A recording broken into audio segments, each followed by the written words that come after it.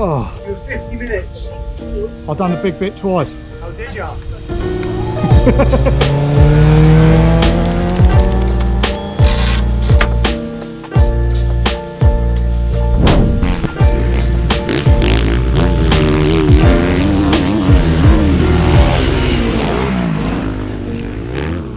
Hi everyone, this is Andrew and Sarah from Me and the Missus on Tour.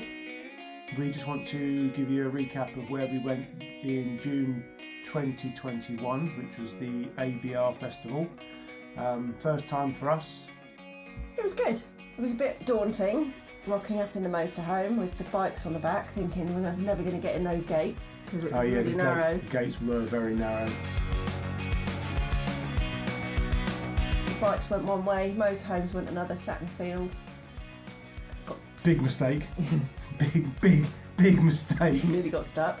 Got the tickets, and then because we got the early bird tickets, so we were there earlier than everybody. Yeah, so just to let you know, if you go for the night before, which is a Thursday night, they call it VIP night.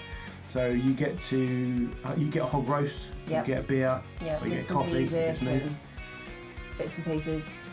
So yeah, you can just get in earlier, get pitched up earlier. So we rocked up, drove past Charlie Borman, gave him a wave. Yeah, flicked him the bird. And then they directed us to what we thought was a really good pitch for the night. Yeah. It was right by the lake, so we had kind of midges and flies and stuff, and a load of geese poo, which was lovely. I think because of the size of our motorhome, they put all the large motorhomes along the edge of the lake, and we thought this is going to be fantastic. What we didn't realise, like Sarah's just said, is that when we got out of the motorhome and started setting everything up, there was geese shit everywhere. And I mean, we're talking that you couldn't walk more than 3 foot and there was poo.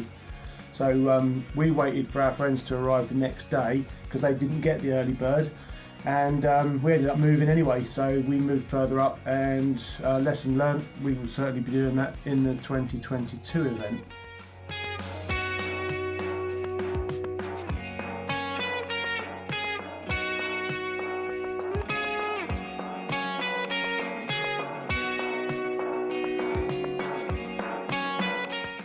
Got set up, we had a great night. Atmosphere was quite electric actually all weekend, I would say. Yeah.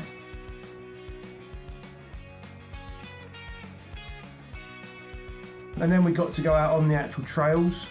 So with that, you had to take your bike and your helmet, and you had to go and sign a disclaimer. And they had a map there of the route which you took with your phone, just so you could see where you were going, and you got a little sticker for your helmet so that you could then kind of just go round and not have to do this check-in each time. But I think there was like a disclaimer that you weren't going to do. I didn't really if read your head falls off halfway around, then it's not their responsibility. It's all down to you that your head's falling off.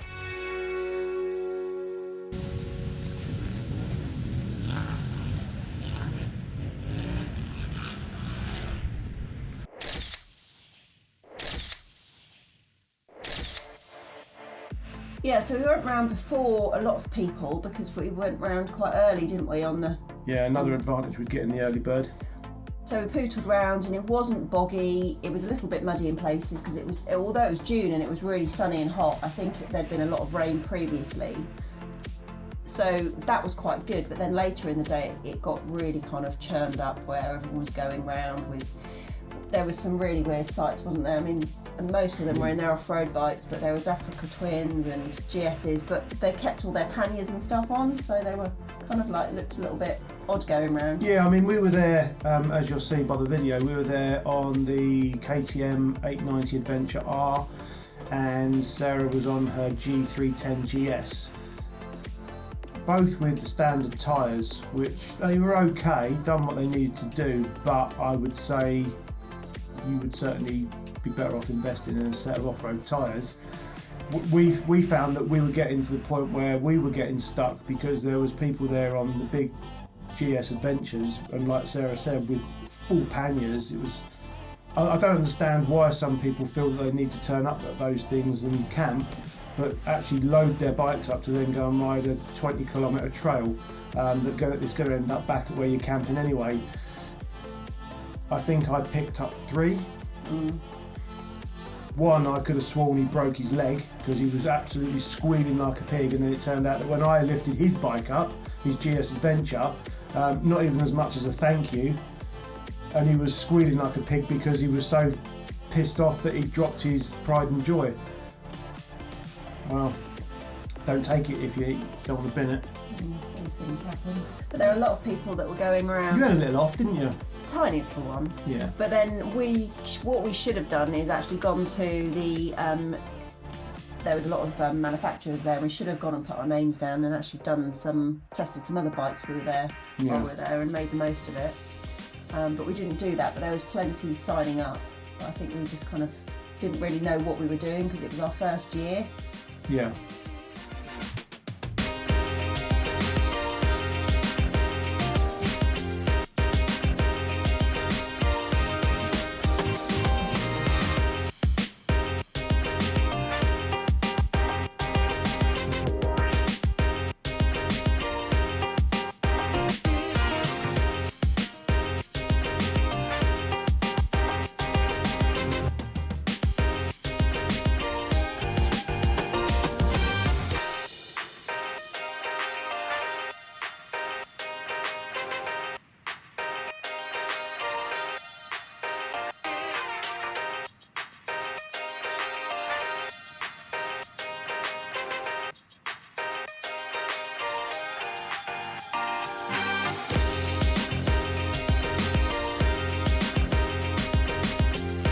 There was so much to do there, wasn't there? In the 3 days that we were there, Yeah. you needed more, really.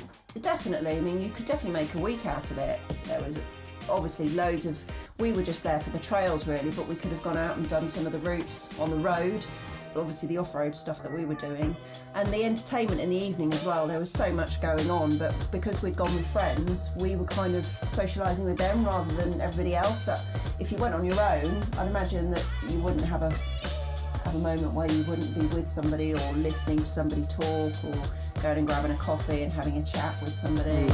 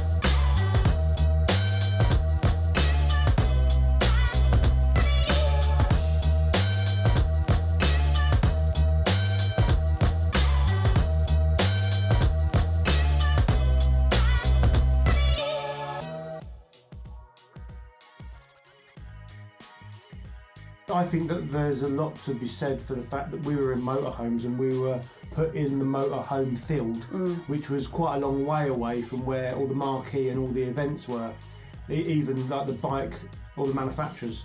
I mean, we had probably a good, 10-15 minute walk to get around the lake to get over to where everything is, like the fire pit and everything. Yeah. Whereas if you're camping and in the teepees that they can supply, yeah, you'd be right there. Yeah, you're right on top of it. So it was a bit too easy for us to, because we were in quite a crowd, it was more of a social event for us where we were. And I think the other thing that we need to bear in mind is that this wasn't long after the lockdown had been lifted. So we were all quite pleased to actually be seeing each other and socialising in our friends and our own bubble of people. Yeah, but also being able to socialise outside, because you don't feel like that you were worried about anything because you're all sitting outside. It was just really nice atmosphere, everybody's friendly, and obviously the ABR, the people who were running it were really good.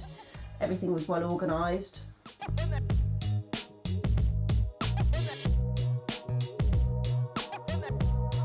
I can't fault any of it, if I'm brutally honest. I mean, the toilet and shower facilities that they provided, spotless. Absolutely spotless. Regular cleaning as well. Yeah. I don't know whether that was just because of COVID, obviously whether they were cleaning more regularly, but there seemed to be somebody in all the time cleaning, which was great. We'll find out this year. Yeah.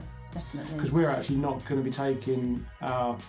Potentially. We're potentially not taking our 8 metre long motorhome to this one. We're going to take just a long wheelbase T6 with a box trailer on the back because we just fancy trying something a little bit different this time. But we'll film it and we'll put a video up of that after the June the 23rd, 22nd to 25th or something like that. I don't know. We can put the dates in later. Yeah, they'll be down in the description. Thank you very much. See you soon. Bye. Bye.